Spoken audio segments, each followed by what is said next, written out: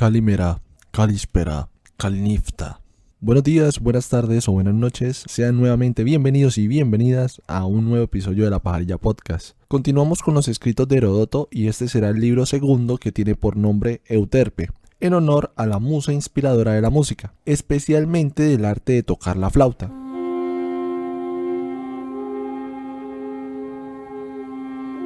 Era representada esta musa con una corona de flores. A la muerte de Ciro, Cambises, el hijo de este, heredaría su trono. Se dice que hizo un gran duelo por su padre para luego planear una expedición contra una de las naciones más antiguas e importantes de la historia. Damas y caballeros, este man iba por Egipto. ¡Ay, ay, ay, ay!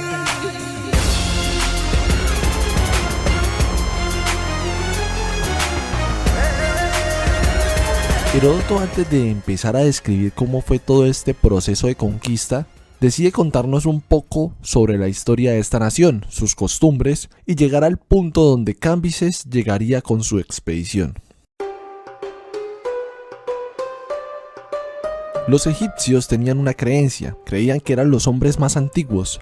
Sin embargo, durante el reinado del faraón Psamético, llegaron a pensar que los más antiguos eran de origen indoeuropeo, los cuales habitaban principalmente los Balcanes del Sur.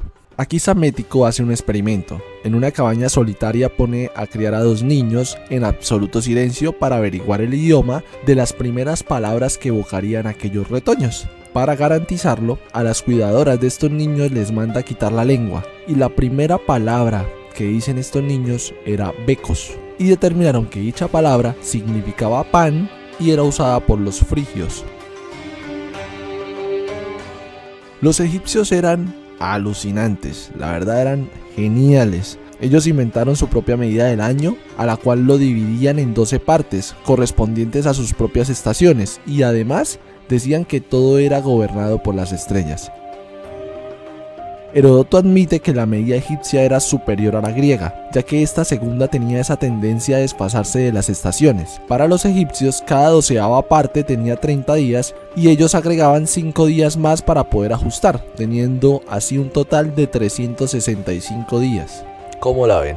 Eso sí, no tuvieron esa consideración del cuarto de día, que es por eso que en el calendario actual, cada 4 años es bisiesto, o sea, cada 4 años se agrega un día más extra. Y todo esto lo calculaban principalmente con el río más emblemático, a mi parecer, de la historia, el río Nilo.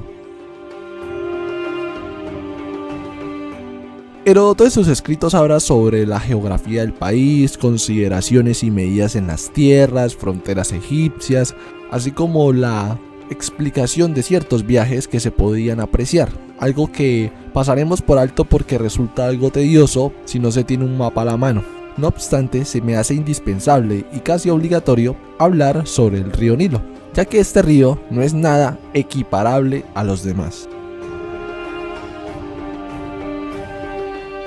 Los egipcios decían que era una gran bendición tener al Nilo como fuente hídrica, ya que muchos pueblos, a pesar de tener sus propias fuentes, dichas fuentes tenían una fuerte dependencia hacia la lluvia. En cambio, si aquí no llovía, tenían para sí agua suficiente. Además, cuando este río se desbordaba era aprovechado para el riego de sus cultivos, así que no era necesario abrir canales de agua para llevar agua hacia sus tierras, lo cual tiende con el tiempo a generar consecuencias negativas para el ambiente, ya que el Nilo lo hacía todo por ellos.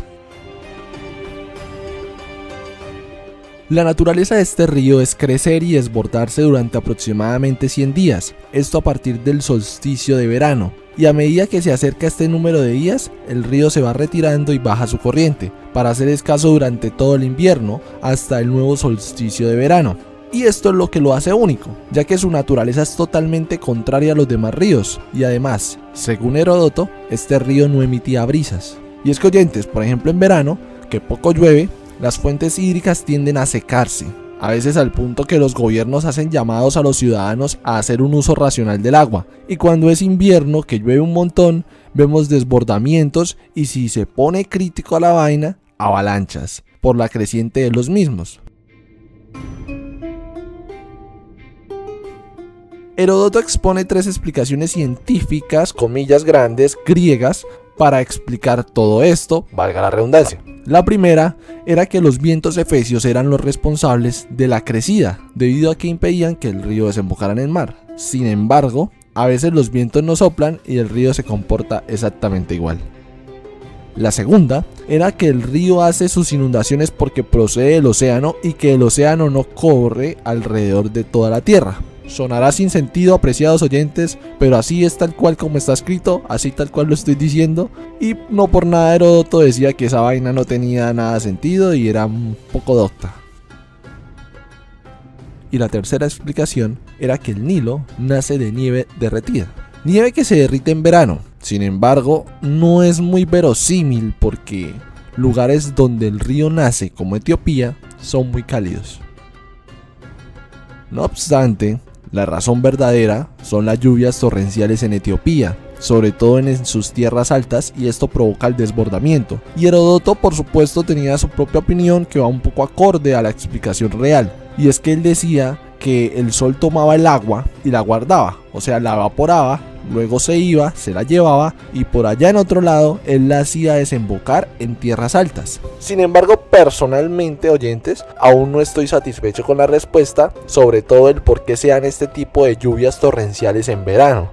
Hay algo aquí que merece ser indagado. Y es que, oyentes, para forjar una sociedad es justo y necesario contar con recursos, sobre todo con recursos hídricos, y como este río era de naturaleza diferente, forjaría sí o sí a personas de costumbres diferentes. Por ejemplo, las mujeres compran y trafican mientras los hombres se quedan en la casa y tejen. Los hombres llevan la carga sobre la cabeza y las mujeres sobre los hombros. Las mujeres orinan de pie y los hombres orinan sentados. Hacían sus necesidades en casa, es decir, lo indecoroso lo hacían a escondidas, y comían afuera, es decir, lo decoroso lo hacían a luz pública, cosa que en dichos tiempos solo lo hacían los egipcios. Ninguna mujer podía consagrarse como sacerdotisa, ya que era una actividad exclusiva de los hombres. Las mujeres tenían la obligación, aunque no quisieran, de mantener a sus padres, algo que los hombres podían eludir fácilmente. En otras naciones, los sacerdotes se dejaban crecer el pelo y en cambio aquí los egipcios se rasuraban. Incluso en tiempos de duelo, en las otras naciones tendían a quitarse el cabello y aquí ellos se dejaban crecer el cabello y la barba.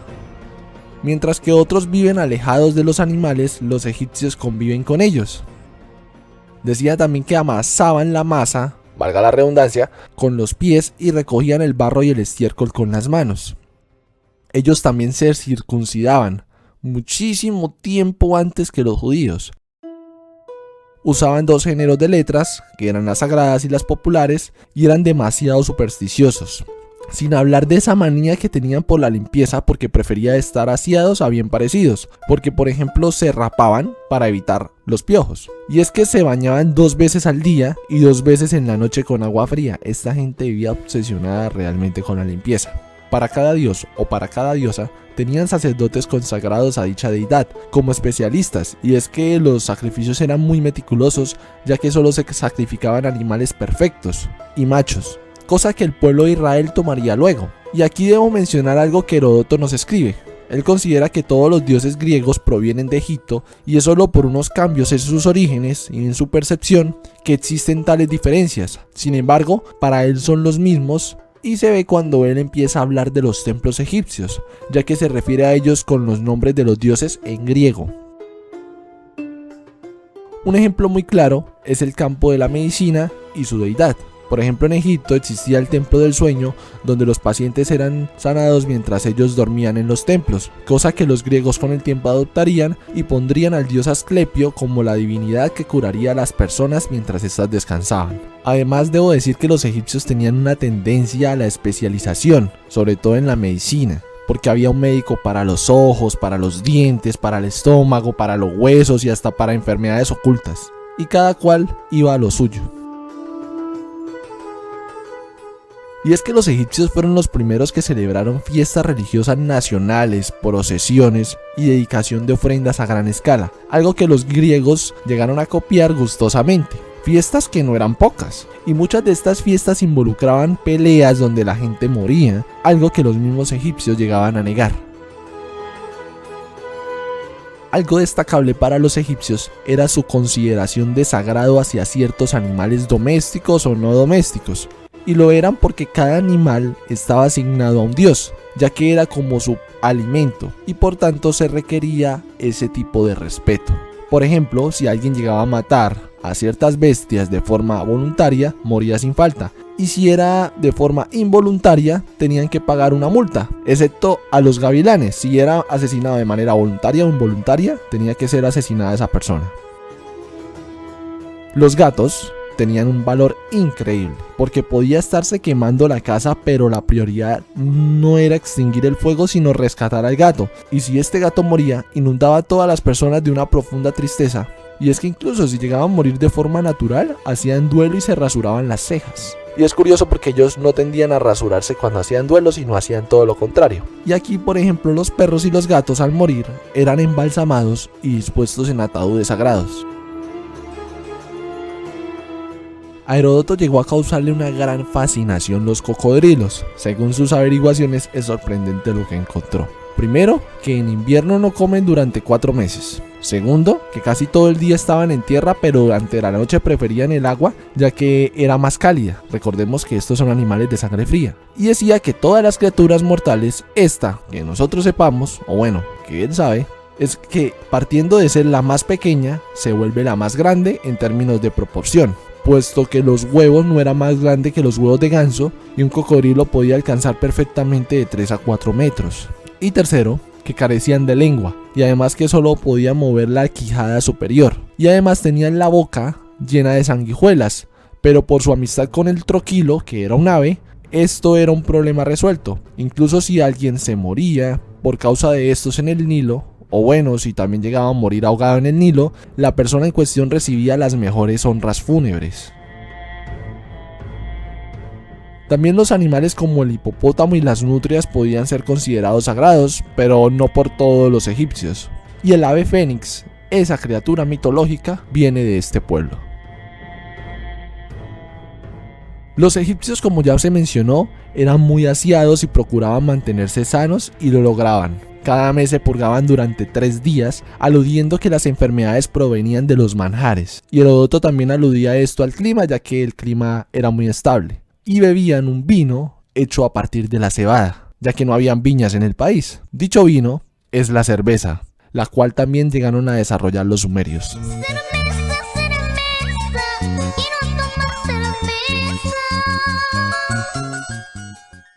Esta gente tenía una reverencia hacia las personas mayores, y también se decía que de acuerdo al día y al mes de nacimiento se podía trazar el destino de la persona, así como será la conducta de dicha persona, y es que si observaban un tipo de presagio, anotaban el resultado, y si veían que se volvía a repetir ese presagio, eran capaces de anticipar el resultado. Prácticamente estaban trabajando en los patrones de comportamiento, o sea, ya un término de trabajo psicológico de alto calibre. Esta gente era re crack. Eran los mejores. Esta gente era, mejor dicho, una maravilla. Y llegamos a un punto importante, algo por lo cual conocemos a los egipcios, y es el proceso de embalsamamiento. Había gente dedicada a embalsamar, y solo eso. Y se podía hacer desde el tipo más caro hasta el más económico, por supuesto. El primero consistía en lo siguiente: le metían por la nariz un hierro a las personas y así le sacaban el cerebro, y luego con una piedra afilada hacían un corte en la ijada. La ijada es la parte entre la última costilla falsa y la cadera, y ahí sacaban los intestinos, y lo que hacían era limpiarlos y luego aromatizarlos, y luego en el vientre metían varias especies aromáticas como la mirra y cosas así, y luego volvían a ingresar los intestinos y sellaban todo. Luego dejaban el cadáver cubierto de nitro o natrón, el cual era carbonato de sodio, y este término natrón significaba sal divina, y lo dejaban así por 70 días. Seguidamente lavaban el cadáver y lo cubrían con las famosas vendas, para luego entregárselos a los familiares, quienes lo disponían en un ataúd que estaba puesto de pie y apoyado contra una pared. El segundo modo era que les hacían un enema con aceite de cedro por los intestinos, o sea, le metían un tubo por allá, y luego lo que hacían era tapar y dejar eso ahí durante un tiempo. Esto por lo general era los mismos 70 días que se hacía en el primer proceso, y al terminar retiraban el aceite, el cual tenía la capacidad de disolver las entrañas y quedaba solamente los huesos y la piel, el cual era entregado a los familiares. Y el tercero, que era el método menos pudiente, era que solo lavaban los intestinos con un tipo de purgante y luego repetían estos procesos que ya se mencionaron, porque por lo visto la parte de los intestinos, que tiende a ser la parte más asquerosa, era la que más determinaba el precio. Y es, por ejemplo, que en el caso de las mujeres muy notables o muy hermosas, los cuerpos eran entregados a los 4 días. Esto para evitar que los embalsamadores abusaran del cadáver, porque si Heródoto lo menciona, es porque eso ya había acontecido. Y aquí tenemos que ver algo, y es el por qué embalsamaban, por qué se tomaban todo ese trabajo para embalsamar, por qué por ejemplo no los quemaban. Ellos consideraban que no podían dar el cuerpo a una bestia que los devorara, porque por ejemplo cuando entierran a una persona, el que lo devora a uno son los gusanos, y ellos consideran al fuego como una bestia. Entonces cuando alguien es quemada, sería devorada por el fuego. Por eso recurrían al embalsamamiento, porque ninguna bestia lo devoraba. Precisamente todas esas especies aromáticas también permitían la preservación del cadáver. Con respecto a la historia de Egipto, Heródoto la cuenta según como la oyó. El primero que gobernó en Egipto fue Min. Según los sacerdotes, este personaje mandó a construir un dique que protegería a Menfis, y dicha obra fue tan importante que llegó a ser supervisada por los persas a su llegada. Y según el listado de los sacerdotes, vinieron 330 reyes o faraones, de los cuales 18 eran etíopes, uno era mujer nativa y el resto eran varones egipcios. Por ejemplo, de esta mujer que tenía por nombre Nitrocris, que no es la misma del episodio anterior, se dice que un día ella, para vengar la muerte de su hermano, organiza un banquete bajo tierra y suelta un conducto oculto, asesinando así a varios egipcios que ella creyó fueron los autores de la muerte de su hermano. Hubo por ahí más faraones que no hicieron gran cosa hasta llegar a Sesostris, ya que este soberano conquistó varios pueblos y, por ejemplo, si este pueblo era aguerrido y le ofrecía resistencia, ponía una columna donde ponía su nombre y su patria. Sin embargo, si los pueblos no ofrecían resistencia, hacía exactamente lo mismo, solo que en dicha columna él llegaba a grabar los miembros de una mujer. Esto todo para decir que ellos eran unos cobardes. Incluso se comenta que llegó a Europa y sometió a los escitas y a los tracios. Y era tanta su fama que provocaba a sí mismo envidia, y en una ocasión su hermano intentó quemarlo a él junto con toda su familia. Se dice que su esposa le aconsejó sacrificar a 2 de sus hijos para poder generar un puente y poder pasar por encima de ellos y así salvaguardarse del fuego. Y esto fue justo lo que hizo, para luego llegar a vengarse de su hermano y afianzar su control. También llegó a distribuirle la tierra a los egipcios en determinados lotes, por los cuales ellos pagarían un impuesto. Y se cree que el trabajo de geometría hecho aquí por los egipcios fue tomado por los griegos. Y es que fue tan imponente que fue el único que dominó sobre Etiopía, y él mantenía muchísimas estatuas. Y en un momento Darío quiso tener una estatua más grande y un sacerdote le dijo que no, que él no era tan grande como Sesostris, y curiosamente Darío entendió todo y le perdonó la vida a este hombre. A la muerte de Sesostris le sucede su hijo Feros. Los sacerdotes comentaban que este hombre se quedó ciego por faltar contra el río Nilo al arrojarle una lanza. Y un oráculo le dijo que recuperaría la vista si se lavaba con la orina de una mujer que solo haya conocido a su esposo. Y cuando la prueba la hizo con su propia mujer, adivinen, no funcionó.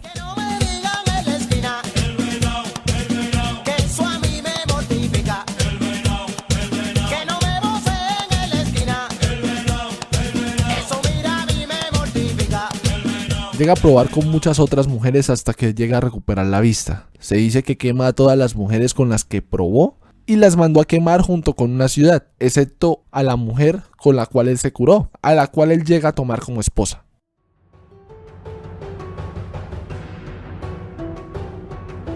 Aquí debo hacer un paréntesis enorme, gigante, pero muy importante, y corresponde al rapto de Helena. Se dice que cuando ella es raptada junto con varios tesoros, deben pasar por Egipto antes de llegar a Troya. Aquí el faraón de turno los detiene y hasta mira con desprecio a los que la captaron por ser pésimos huéspedes. Así que él retiene a Helena y los tesoros robados, dejando ir solamente a los captores. Y cuando Menelao llega a Troya y pide a la mujer y sus tesoros, los troyanos le dicen que no la tienen, están negándola. Y ahí por lo visto lo que decían ellos era cierto, porque Príamo no iba a permitir una guerra y la muerte de los suyos por una mujer extranjera, incluso si él fuese la persona que se gozaba dicha mujer.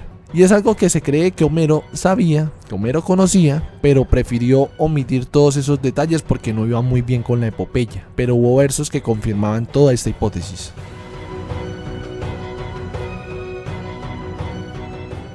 Siguiendo en la línea de mando y de sucesores, llegó a reinar Ramsito. Se dice que este faraón tuvo más riquezas que cualquier otro, y habló con sus hijos sobre dicha reserva para que ellos dispusieran de ella después de su muerte. Sin embargo, ellos empezaron a robarle antes de tiempo. Cuando el rey se enteró, desconociendo al ladrón o ladrones, procuró atraparlos y en una ocasión uno de ellos es atrapado y pide a su hermano que lo decapite, que no se sepa su identidad, y así lo hizo. Cuando el rey encuentra esto, pone el cuerpo en exhibición para ver quién se lamenta más y dar así con la identidad del ladrón. Sin embargo, su hermano robaría astutamente el cuerpo, emborrachando a los guardias que lo cuidaban. Así que el faraón dispone a su hija para que aquel que quiera acostarse con ella confiese su más grande pecado, y cuando este joven lo hace, él lleva consigo el brazo de su hermano, o sea, le quita el brazo al cadáver, el cual sería apresado en lugar de él por esta joven. O sea, luego de acostarse, la joven le pondría unos grilletes, pero ella se los puso fue al brazo del muerto.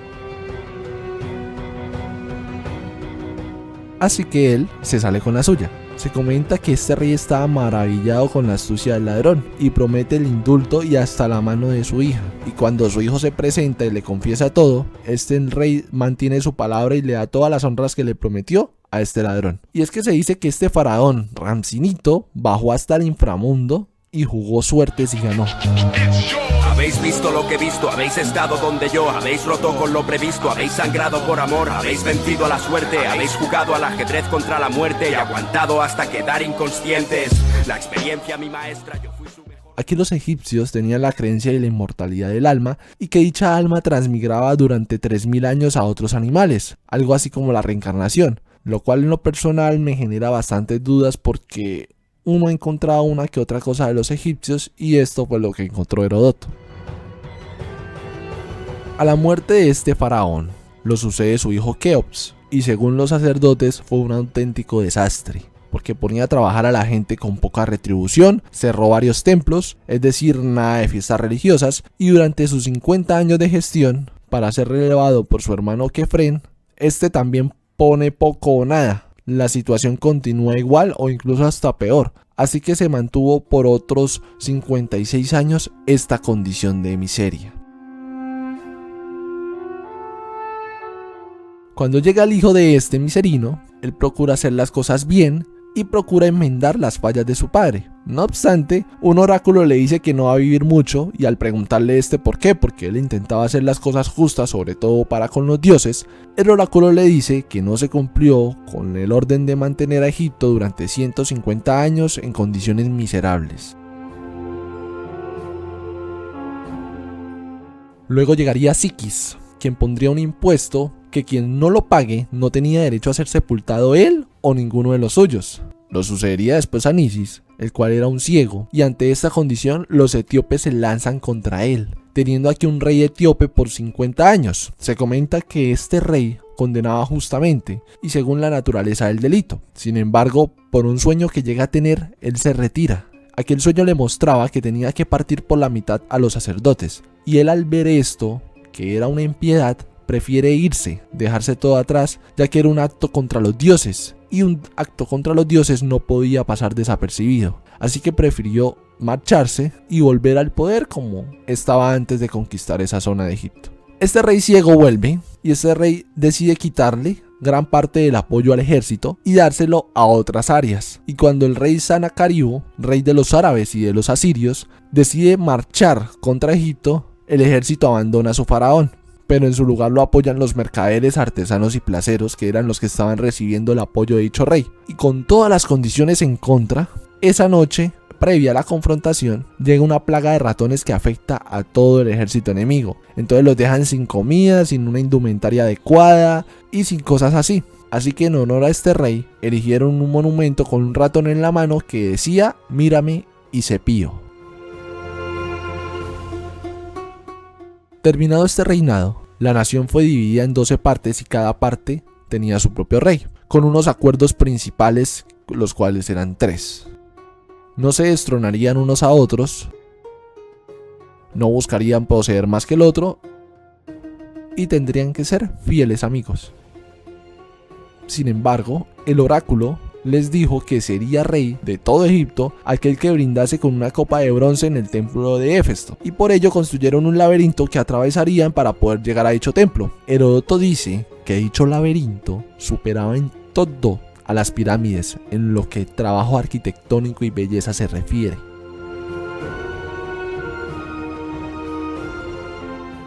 Se comenta que todos brindaban con copas de oro, y un día al sacerdote se le olvidó una, y Psamético decide brindar con su yelmo de bronce. Y aunque él lo hizo sin mala intención, todos estaban al tanto de la profecía, y aunque podían haberlo matado, no lo hicieron, no lo creyeron justo por ser esto obra de los dioses, así que prefirieron quitarle el poder e exiliarlo. Psamético planea vengarse por esto, y la venganza llegaría por mar, por los hombres de bronce, y estos eran los jonios y los carios, a quienes este hombre llega a persuadir, y luego con esta fuerza llegaría a apoderarse de todo Egipto. Estos hombres llegaron a instalarse en Egipto, y por ellos el griego se pudo aprender y preservar en estas tierras. Psamético reinó en Egipto durante 59 años y sitió a la ciudad de Azoto durante 29 años. Esa ciudad queda en la actual Siria, y la sometió hasta que la tomó.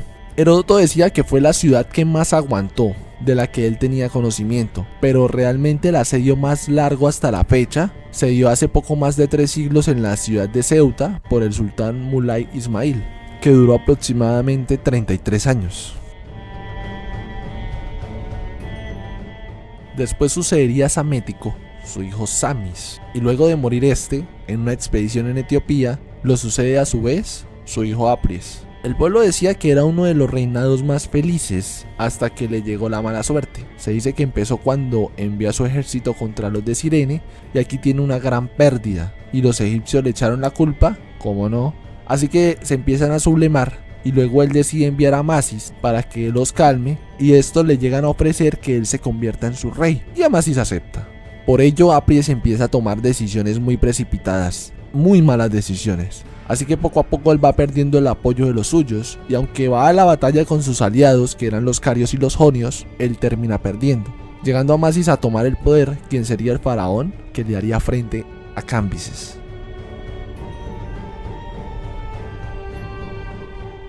Los egipcios estaban organizados en clases: los sacerdotes, los guerreros, los boyeros, los porquerizos, los mercaderes, los intérpretes y los pilotos. Aquí quienes tenían más beneficios eran los sacerdotes y los guerreros, y eso se ha mantenido con el tiempo. Por ejemplo, en Colombia, la fuerza pública tiene una edad de pensión mucho menor que las personas promedio, y también están exentos de pagar ciertos impuestos. Eso sí, no llego a negar que muchas de estas personas están arriesgando su vida en esta actividad. Y ni hablar de los sacerdotes, que incluso en estas fechas están llevando a cabo una cantidad de debates para ver si esta gente paga o no impuestos, donde unos dicen que sí pagan, otros dicen que no pagan, pero históricamente poco o nada han pagado impuestos. Y aquí, queridos oyentes, termina el libro segundo de Heródoto, con Amasis en el reinado, donde los sacerdotes decían que fue el reinado más próspero y lleno de proyecciones. A pesar que Amasis fue un soberano un poco más calmado, más relajado, según estos escritos. Así que no diré más, solo que si les gustó y desean apoyarme, pueden hacerlo siguiéndome en las redes sociales de La Pajarilla Podcast, y que recomienden mi trabajo, el cual siempre hago con mucha dedicación y mucha entrega. Así que nada, Kalimera, Kalispera, Kalinifta. En caso de que no los vea, buenos días, buenas tardes y buenas noches.